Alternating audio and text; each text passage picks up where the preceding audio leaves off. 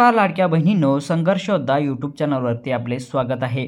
लाडकी बहिणी योजनेत एक मोठी आणि आनंदाची बातमी समोर आली आहे।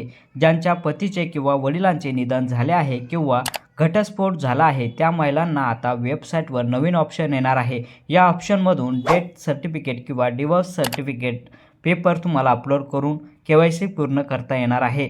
आदिती तटकरे मॅडमने या संदर्भात महत्त्वाचे अपडेट दिले आहे। एकल महिलांसाठी वेबसाईटमध्ये बदल करणार आहोत, म्हणजेच कोणीही पात्र महिला योजनेपासून वंचित राहणार नाही। तसं KYC मुदत ही 18 नोव्हेंबरपर्यंत वाढवली जाणार आहे। त्यापुढे देखील आणखी मुदत वाढण्याची शक्यता आहे।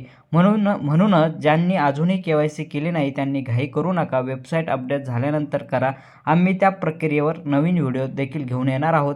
चॅनलला सबस्क्राईब करेल नसेल तर सबस्क्राईब करा, बेल आयकॉन दाबा आणि जेणेकरून तुम्हाला ही अपडेट वेळोवेळी मिळत राहणार आहे आणि फुल